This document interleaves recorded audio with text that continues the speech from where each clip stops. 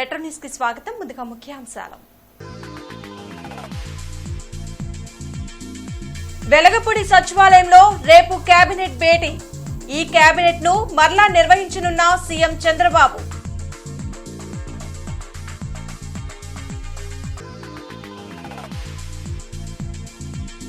BR స్టేడియంను అన్ని విధాలా అభివృద్ధి చేస్తాం. జాతీయ క్రీడా దినోత్సవంలో ఎమ్మెల్యే నసీర్ అహ్మద్ వెల్లడి.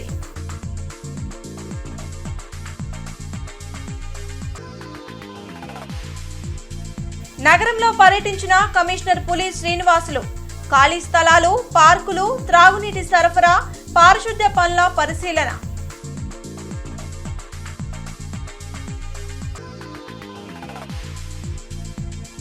ఏకీకృత పెన్షన్ ఉద్యోగులకు లాభదాయకం. కేంద్ర ప్రభుత్వ నిర్ణయం పట్ల హర్షం వ్యక్తం చేసిన డిఆర్ఎం రామకృష్ణ. వెలగపూడి సచివాలయంలో రేపు సీఎం చంద్రబాబు అధ్యక్షతన మంత్రివర్గ సమావేశం జరగనుంది. ఈ కేబినెట్ ను మరలా అందుబాటులోకి తీసుకురానున్నారు. దీనికి సంబంధించి ఇప్పటికే మంత్రుల కార్యదర్శులకు శిక్షణ ఇచ్చారు. వివిధ అంశాలపై కేబినెట్ చర్చించి కీలక నిర్ణయాలు తీసుకోనుంది. ప్రజల జీవన ప్రమాణాలు, జీవనోపాధి పెంపుకు చర్యలు చేపట్టాలని అధికారులను మంత్రి కొండపల్లి శ్రీనివాస్ ఆదేశించారు. గ్రామీణ పేదరిక నిర్మూలన శాఖ పనితీరుపై వెలగపూడి సచివాలయంలో మంత్రి కొండపల్లి శ్రీనివాస్ అధికారులతో సమీక్షించారు. స్వయం సహాయక సంఘాలను స్వయం ఉత్పత్తి కేంద్రాలుగా మార్చే విధంగా చర్యలు చేపట్టాలని తెలిపారు. జాతీయ క్రీడా దినోత్సవాన్ని గుంటూరు తూర్పు నియోజకవర్గంలో ఘనంగా నిర్వహించారు. ఎమ్మెల్యే నసీర్ అహ్మద్ తో పాటు క్రీడాధికారులు, టీడీపీ నేతలు పాల్గొన్నారు. బీఆర్ స్టేడియంకు పూర్వ వైభవం తీసుకొచ్చే బాధ్యత తనదని ఎమ్మెల్యే నసీర్ అహ్మద్ స్పష్టం చేశారు.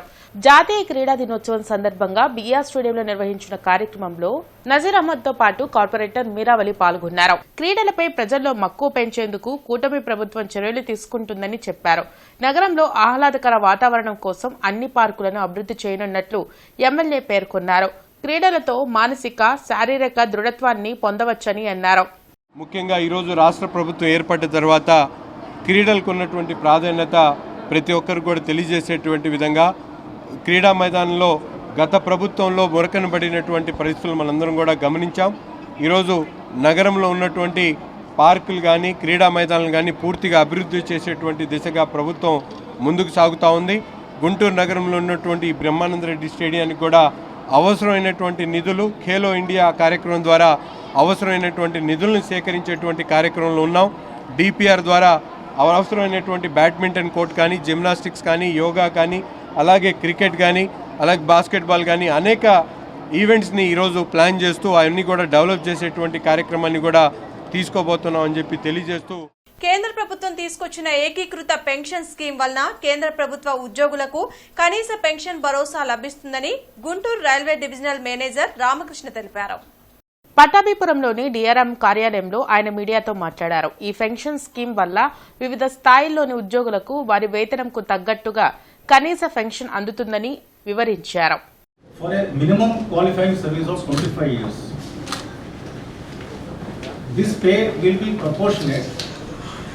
For a lesser service period up to a minimum of 10 years of service. So the qualifying minimum service is 10 years. Point number 2, issued family pension. This is declared at 60% of the pension of the employee immediately before his or her demise. Third point, issued minimum pension, that is at the rate of 10,000 per month on superannuation after minimum 10 years of service. In addition to this, point number 4, inflation indexation is also levied on the issued pension, issued family pension and issued minimum pension. Commissioner Puli Srinivasulu inner ring road, teachers colony, Mallikarjunapuram, Amaravati road తదితర ప్రాంతాల్లో పర్యటించి జీఎంసీకి చెందిన ఖాళీ స్థలాలు, పార్కులు, త్రాగునీటి సరఫరా, పారిశుద్ధ్య పనులను పరిశీలించి అధికారులకు తగు ఆదేశాలు జారీ చేశారు. ఈ సందర్భంగా కమిషనర్ పులి శ్రీనివాసులు మాట్లాడుతూ లేఅవుట్లో నగరపాలక సంస్థకు చెందిన ఖాళీ స్థలాల పరిరక్షణకు పటిష్ట చర్యలు తీసుకుంటామని, అందులో భాగంగా స్థలాలకు ఫెన్సింగ్ లేదా కాంపౌండ్ నిర్మాణాలకు, అవసరమైన ప్రాంతాల్లో పార్కుల ఏర్పాటుకు ప్రతిపాదనలు సిద్ధం చేయాలని ఇంజనీరింగ్ అధికారులను ఆదేశించారు. పార్కులో నాటే మొక్కల్లో ఔషధ మొక్కలకు అధిక ప్రాధాన్యత ఇవ్వాలని తెలిపారు. టీచర్స్ కాలనీ ప్రాంతంలో డ్రైన్లో మురుగుపారుదల లేదని వెంటనే కచ్చా కాల్వ ఏర్పాటు చేయాలన్నారు. అనంతరం అమరావతి రోడ్లో మెయిన్ రోడ్డుపై ఆక్రమణలను గమనించి సంబంధిత సచివాలయ ప్లానింగ్ కార్యదర్శిపై ఆగ్రహం వ్యక్తం చేసి తక్షణం ఆక్రమణలు తొలగించాలని ఆదేశించారు. పారిశుద్ధ పనులు మెరుగవ్వాలన్నారు. సత్తెనపల్లి పట్టణంలోని టిడ్కో గృహ సముదాయాల్లో విద్యుదీకరణ పనులకు సత్తెనపల్లి నియోజకవర్గ ఎమ్మెల్యే కన్నా లక్ష్మీనారాయణ శంకుస్థాపన చేశారు. ఈ కార్యక్రమంలో రాష్ట్ర, జిల్లా, నియోజకవర్గ నాయకులు, జనసేన, బీజేపీ నాయకులు, కార్యకర్తలు పాల్గొన్నారు. కొన్ని వందల కోట్ల రూపాయలు ఏదైతే ఇట్లా టిడ్కో హౌసెస్ 100 కోట్ల రూపాయలు ఇట్లా ఇన్కంప్లీట్ గా గడిచినటువంటి 5 సంవత్సరాలు ఇట్లా ఉన్నాయో, అలాగే గడిచిన 5 సంవత్సరాలు కూడా ఆ లిఫ్ట్ ఇరిగేషన్ స్కీమ్స్ సంబంధించినటువంటి 100 కోట్ల రూపాయల మెటీరియల్ మన రెడ్డిగూడెం దగ్గర కానీ, ఎర్రబాలెం దగ్గర కానీ మరి తుప్పు పట్టిపోతుంటే కూడా దున్నపోతుల లెక్క చూస్తా ఊరుకున్నారు. కానీ కనీసం అసలు వాటి గురించి ఒక్క క్షణం కూడా ఆలోచించినటువంటి పరిస్థితి కాదు. ఎవరైతే మొట్టమొదట ఇక్కడ లబ్ధిదారుల పేర్లు ఉన్నాయో ఆ లబ్ధిదారుల పేర్లన్నీ కూడా బయటికి తీయమని, మధ్యలో వచ్చినటువంటి పేర్లు ఎవరికి కూడా అవకాశం దీని వరకు ఉండేటువంటి పరిస్థితి కాదు. చోటా శ్రీనివాస్ గారు చెప్పినట్లు వాళ్ళలో నిజమైనటువంటి అర్హత కలిగినటువంటి లబ్ధిదారులు ఉంటే ఇంకొక స్కీమ్ స్టార్ట్ చేసినప్పుడు వాళ్ళకి కూడా అర్హత కలిగినటువంటి ప్రతి పేదవాడికి కూడా ఈ ప్రభుత్వంలో సహాయం చేస్తామని సందర్భంగా కూడా. గుజరాత్ పెట్టుబడిదారుల దెబ్బకు దేశం అతలాకుతలమవుతుందని సిపిఐ జిల్లా కార్యదర్శి జంగాల అజయ్ కుమార్ విమర్శించారు. గత 5 ఏళ్లలో జరిగిన భూదందాలపై బాధితులకు న్యాయం చేయాలని, ప్రభుత్వ భూముల్లో నివాసం ఏర్పాటు చేసుకున్న పేదలకు పట్టాలు ఇవ్వాలనే డిమాండ్తో ఈ నెల 28వ తేదీన విజయవాడలో జరిగే రాష్ట్ర స్థాయి సదస్సును విజయవంతం చేయాలని కోరారు. కొత్తపేటలోని సిపిఐ కార్యాలయంలో మాల్యాద్రి, హనుమంతరావు ఇతర నాయకులతో కలిసి జంగాల మీడియాతో మాట్లాడారు. స్మార్ట్ విద్యుత్ మీటర్లను బిగిస్తే పోరాటం తప్పదని హెచ్చరించారు. 28వ తేదీన అనగా రేపు ఉదయం 10 గంటలకు విజయవాడ దాసరి నాగభూషణరావు భవన్లో భారీ ఎత్తున సదస్సు నిర్వహిస్తూ ఉన్నాం. ఈ సదస్సుకి బాధిత ప్రజలందరూ కూడా తరలి రావాల్సిందిగా విజ్ఞప్తి చేస్తూ ఉన్నాం. అలాగే సెప్టెంబర్ 1వ తేదీ నుండి 6వ తేదీ వరకు నరేంద్ర మోడీ అధికారంలోకి వచ్చిన తర్వాత రోజు రోజుకి అధిక ధరలు రాకెట్ వేగంతో దూసుకుపోతూ సామాన్యుడు నడ్డి విరిచే పద్ధతుల్లో ఉండి కనీసం 2 పూట్ల భోంచేయలేని దుస్థితిలో ఇవాళ ప్రజానీకం అల్లాడిపోతున్నటువంటి ఈ స్థితిలో దేశవ్యాప్తమైనటువంటి ఉద్యమాన్ని ధరలకు వ్యతిరేకంగా తీసుకురావటంలో భాగంగా 1 నుంచి 6 దాకా సెప్టెంబర్లో నిర్వహించబోతా ఉన్నాం. ఏపీలో జరిగిన సార్వత్రిక ఎన్నికల పోలింగ్ శాతంపై పెరుగుతున్న అనుమానాలపై నివృత్తి చేయాల్సిన బాధ్యత ఎన్నికల సంఘంపై ఉందని మాజీ మంత్రి అంబటి రాంబాబు అన్నారు. ఈ మేరకు రాష్ట్ర ఎన్నికల కమిషనర్ను కలిసి వైసీపీ నేతల బృందం వినతిపత్రం అందించింది. ఒక్కో అభ్యర్థికి ఎంత శాతం ఓట్లు వచ్చాయి అనేది ఎన్నికల సంఘం ప్రకటించకపోవడంపై అనుమానాలు వ్యక్తమవుతున్నాయని అంబటి ఆరోపించారు. ఫామ్ 20 సమాచారాన్ని ఈసీ వెంటనే అప్లోడ్ చేయాలని డిమాండ్ చేశారు. ఎలక్షన్ జరిగి ఎన్ని రోజులు అవుతుందో చూడండి. ఈ రోజు వరకు కూడా ఏ నియోజకవర్గంలో ఎన్ని ఓట్లు పోలయ్యాయి, ఎంత కౌంటింగ్ జరిగింది, ఏ అభ్యర్థికి ఎంత వచ్చింది అనేది ఇంతవరకు కూడా ప్రకటించకపోవటం అనేది అసాధారణమైన చర్య.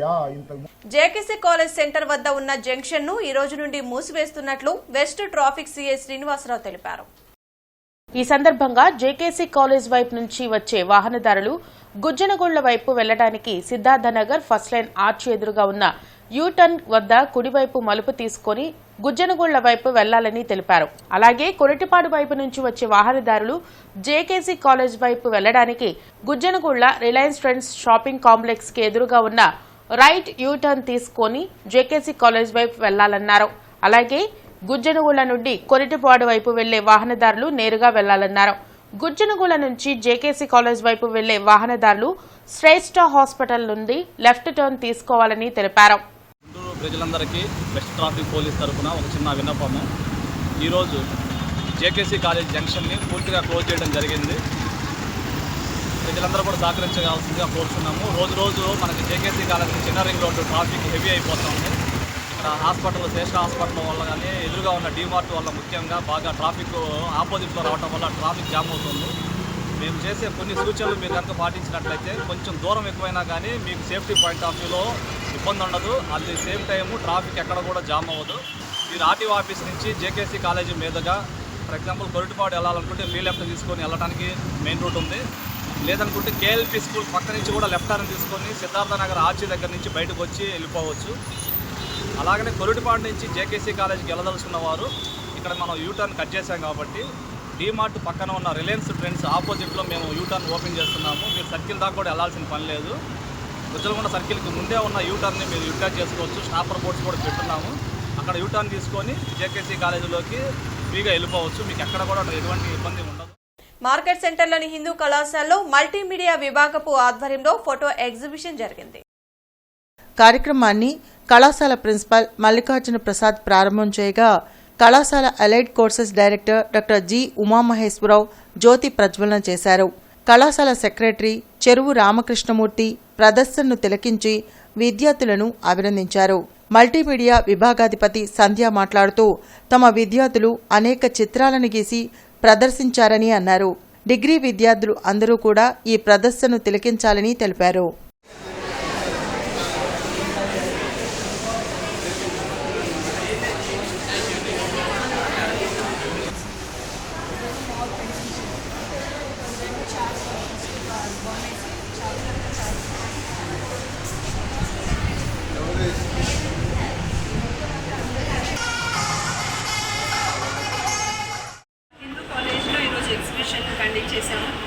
Second year students first sem వాళ్ళు చాలా బాగా చేశారు. Water colours, acrylic, pencil shading, hand work చేశారు. చాలా డిఫరెంట్ మీడియంస్ వర్క్స్ చేశారు. ఏ డిగ్రీ స్టూడెంట్స్ అయినా సరే వచ్చి మొత్తం అంతా మా హిందూ కాలేజ్లో కంప్లీట్గా వర్క్స్ అటెండ్ అవ్వచ్చు, చూడొచ్చు. స్టూడెంట్స్ చేసిన ప్రెజెంటేషన్ వర్క్స్ డిఫరెంట్ డిపార్ట్మెంట్స్ వాళ్ళు వచ్చి చేశారు. జేకేసీ కళాశాల రోడ్లో ఉన్న కేఎల్పీ విద్యా సంస్థలో విద్యార్థులు పలు క్రీడా పోటీల్లో విజయకేతనం ఎగురవేశారు. ఈ సందర్భంగా school correspondent secretary doctor Krishnaprasad మాట్లాడుతూ గుంటూరు జిల్లా మోతటిక గ్రామంలో చలపతి కాలేజీ ఆఫ్ ఫార్మసీ కళాశాలలో తెలుగు రాష్ట్రాల open chess tournament Shri Anand వింగ్స్లో రాష్ట్ర స్థాయి పోటీల్లో తమ విద్యార్థులు విజయకేతనం ఎగురవేయడం చాలా సంతోషంగా ఉందన్నారు. అదేవిధంగా సంస్కార భారతి వారి ఆధ్వర్యంలో నిర్వహించిన శ్రీ కంచి కామకోటి పీఠ శ్రీ వెంకటేశ్వర స్వామి వారి దేవస్థానం బృందావన్ గార్డెన్స్లోని కృష్ణాష్టమి సందర్భంగా నిర్వహించిన చిత్రలేఖనం పోటీల్లో కూడా తమ విద్యార్థులు విజయకేతనం ఎగరవేయడం అభినందనీయమన్నారు. తమ పాఠశాలలో భగవద్గీత, వివిధ శతకాల పుస్తకాలను, కథల పుస్తకాలను అందుబాటులో ఉంచి ప్రత్యేకంగా లైబ్రరీ పీరియడ్ ఉండడం వల్ల విద్యార్థులు అది ఉపయోగించుకుని ఈ పోటీలో గెలుపొందాలని తెలిపారు. ఈ కార్యక్రమంలో పాఠశాల ప్రిన్సిపల్ జి రత్తయ్య, పాఠశాల వ్యవస్థాపకులు doctor Basavapunnaiah, Nagarjuna education society అధ్యక్షులు డాక్టర్ రాయపాటి శ్రీనివాస్, ఉపాధ్యాయులు, విద్యార్థులు పాల్గొన్నారు. Open chess tournament Chalapathi institute of pharmacy sciences వారు కండక్ట్ చేశారు ఇటీవల. ఆ ఓపెన్ చెస్ స్టేట్ లెవెల్ టోర్నమెంట్లో అండర్ 11లో విద్యార్థి ఫస్ట్ ప్రైజ్ తెచ్చుకున్నాడు అండర్ 11 కేటగిరీలో. అండర్ 9 కేటగిరీలో ఒక విద్యార్థి సెకండ్ ప్రైజ్ తెచ్చుకున్నాడు. అండర్ 13లో కూడా ఇంకొక విద్యార్థి థర్డ్ ప్లేస్ తెచ్చుకున్నాడు. ఇంకా చాలామంది చెస్లో పార్టిసిపేట్ చేశారు. సో ఈ స్టేట్ లెవెల్ టోర్నమెంట్ ఈ చిన్నారులు గెలవడం చాలా గొప్ప విషయం. అందులో ఈ కుర్రవాడికి అయితే రేటింగ్ కూడా ఉంది, ఇదే రేటింగ్. సో ఈ విధంగా పిల్లల వాళ్ళు సాధించిన విజయాల్ని మీ అందరం కూడా సంతోషంతో మీ అందరితో పంచుకుంటాం. ఎడ్లపాడు మండలం చెంగిస్ఖాన్ పేటలోని నవనీత బాలకృష్ణ స్వామి దేవస్థానంలో కృష్ణాష్టమి వేడుకలు వైభవంగా జరిగాయి. ఆలయ అర్చకులు పరుచూరి సత్యనారాయణాచార్యులు ఆధ్వర్యంలో స్వామివారికి విశేష పూజలు నిర్వహించారు. ఎమ్మెల్యే ప్రత్తిపాటి పుల్లారావుతో పాటు పలువురు ప్రముఖులు స్వామిని దర్శించుకున్నారు. భక్తులకు ఎలాంటి అసౌకర్యం కలగకుండా ఆలయ ఈవో చెన్నుపల్లి శివయ్య ప్రత్యేక ఏర్పాట్లు చేశారు. వేడుకల్లో భాగంగా నిర్వహించిన గ్రామోత్సవంలో గరుడ వాహనంపై రుక్మిణి సత్యభామ సమేత వేణుగోపాలస్వామి భక్తులకు దర్శనమిచ్చారు.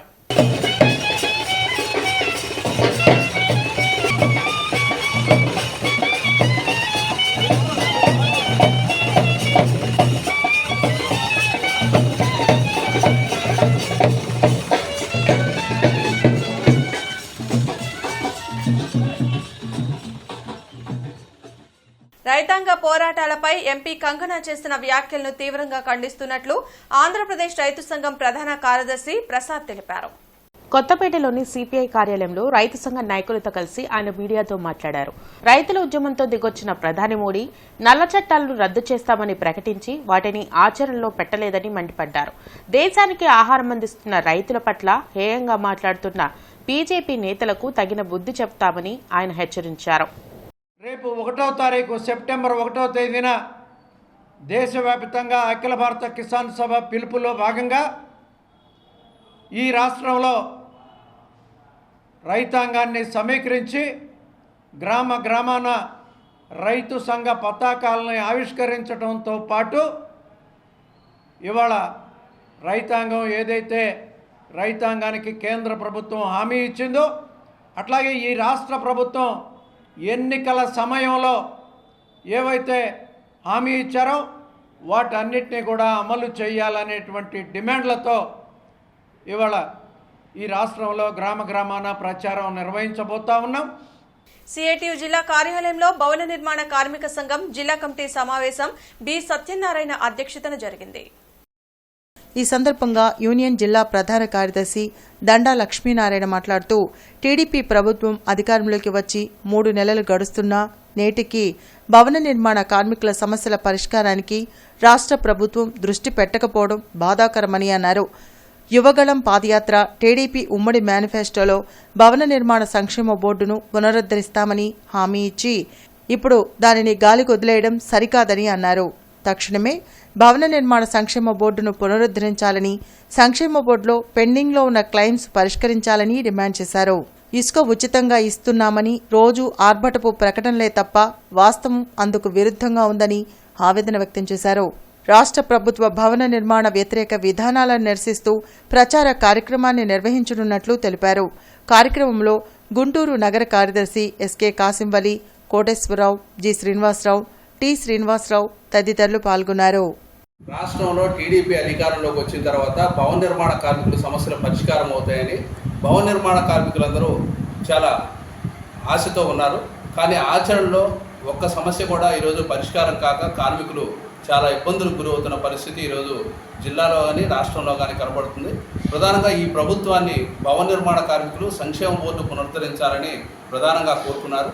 రెండోది ఇసుక గత ప్రభుత్వంలో అందుబాటులో లేక ఇబ్బంది పడ్డారు.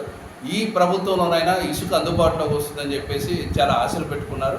కానీ ఒక్కటి కూడా ఈరోజు నెరవేరకుండా కార్మికుల ఆశలపై నీళ్లు చల్లిన పరిస్థితి ఈరోజు రాష్ట్రంలో కనబడుతుంది. కాబట్టి ఈ రాష్ట్ర ప్రభుత్వం తక్షణమే భవన నిర్మాణ కార్మికుల సమస్యలు పరిష్కరించాలని చెప్పేసి మేము భవన నిర్మాణ కార్మిక సంఘం సిఐటియుగా ప్రభుత్వాన్ని డిమాండ్ చేస్తున్నాం. అధికారంలోకి వచ్చి 2 నెలలు కావస్తుంది. కానీ ఇప్పటివరకు కూడా ఇసుక సమస్య పరిష్కారం కాకపోవడం వల్ల కార్మికులు ఉపాధి కోల్పోతున్న పరిస్థితి. శ్రీనివాసరావు తోటలోని అచ్చయ్ డాబా సెంటర్లో క్లీన్ ఆంధ్ర గ్రీన్ ఆంధ్ర పోస్టర్లను జిల్లా జనసేన పార్టీ అధికార ప్రతినిధి ఆళ్లహరి కూటమి నేతలతో కలిసి ఆవిష్కరించారు. ఈ సందర్భంగా ఆళ్లహరి మాట్లాడుతూ ఈ నెల 30న జరగనున్న వన మహోత్సవంలోనూ పవన్ కళ్యాణ్ పుట్టినరోజైన సెప్టెంబర్ 2వ తేదీన రాష్ట్ర వ్యాప్తంగా మొక్కలు నాటే కార్యక్రమాన్ని విజయవంతం చేయాలన్నారు. దేవతా చెట్లైన ఉసిరి, వేప, నేరేడు, తులసి, రావి లాంటి మొక్కలను నాటాలని ఆయన కోరారు. అడవులు, చెట్లు నరికివేతతో ప్రకృతిలో సమతుల్యత ఏర్పడి వాతావరణంలో ప్రమాదకరమైన మార్పులు వస్తున్నాయని ఆందోళన వ్యక్తం చేశారు. ఈ దుస్థితి ఇలాగే కొనసాగితే భవిష్యత్ తరాల వారు ఆక్సిజన్ సిలిండర్లు వీపుకు కట్టుకుని తిరగాల్సిన పరిస్థితి వస్తుందని ఆవేదన వ్యక్తం చేశారు. యువత తలుచుకుంటే సాధించలేనిది ఏమీ లేదని, యువత మొత్తం పచ్చని చెట్లు నాటి గ్రీన్ హీరోలుగా మారాలని ఆళ్ల హరి అన్నారు. ఎప్పుడైతే పవన్ కళ్యాణ్ గారు అటవీ శాఖ తీసుకున్నారో అప్పటి నుంచే పర్యావరణాన్ని కాపాడటానికి ఆయన ప్రతి క్షణం కష్టపడుతూ ఉన్నారు. అందుకనే ఆయన పుట్టినరోజున రాష్ట్ర వ్యాప్తంగా లక్షలాది మొక్కలు నాటాలని చెప్పి పిలిపించారు. ఆ క్రమంలో భాగంగా రేపు 30వ తారీఖు వన మహోత్సవం ఉంది. అలాగే సెప్టెంబర్ 2న పవన్ కళ్యాణ్ గారి పుట్టినరోజు ఉంది. ఈ 2 దినాల్లో కూడా ప్రజలందరూ కూడా ఈ మొక్కలు నాటే కార్యక్రమాన్ని చేయాలి. ఎందుకంటే మనం చూస్తూ ఉన్న వాతావరణంలో ఎన్ని మార్పులు వచ్చినాయో, వాతావరణంలో ఇలాంటి విపరీతమైన మార్పులకి కారణం చెట్లు లేకపోవటం, ఎక్కడికెక్కడ అడవులు కొట్టేయటం, చెట్లని తీసేయటం, ఇలా చేయటం వల్ల వాతావరణంలో విపరీతమైన మార్పులు రావటం వల్ల ప్రజలకు ప్రమాదకంగా మారింది. ఎంతటి ఆరోగ్యవంతులైనా సరే జ్వరాల బారిన పడతా ఉన్నారు. అరండల్పేటలోని అష్టలక్ష్మి దేవాలయంలో శ్రావణ మంగళవారం పురస్కరించుకుని విశేష పూజలు నిర్వహించారు. కోటి కుంకుమార్చనతో పాటు 108 కేజీలతో గన్నం పూజలో మహిళా భక్తులు పాల్గొన్నారు. శ్రావణమాసంలో అమ్మవారిని పూజిస్తే సకల శుభాలు కలుగుతాయని ఆలయ అర్చకులు ప్రసాద్ తెలిపారు.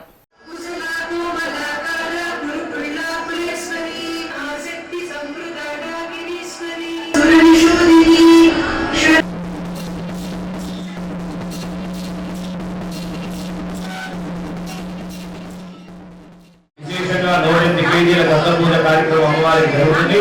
మరి శ్రావణ బహుళ అమావాస్య నాడు మరి అమ్మవారికి విశేషంగా లక్షకాల పూజతో ఈ కోటి కుంకుమార్చన కార్యక్రమం పూర్తి చేసుకుంటున్నాం.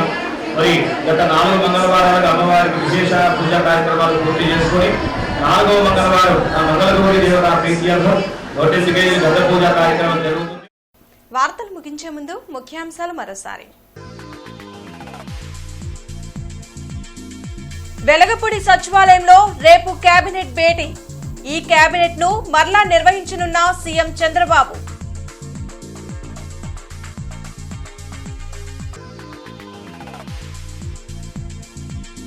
బిఆర్ స్టేడియంను అన్ని విధాలా అభివృద్ధి చేస్తాం.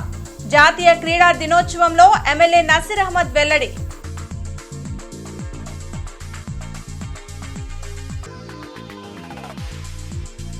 నగరంలో పర్యటించిన కమిషనర్ పులి శ్రీనివాసులు ఖాళీ స్థలాలు, పార్కులు, త్రాగునీటి సరఫరా, పారిశుద్ధ్య పనుల పరిశీలన.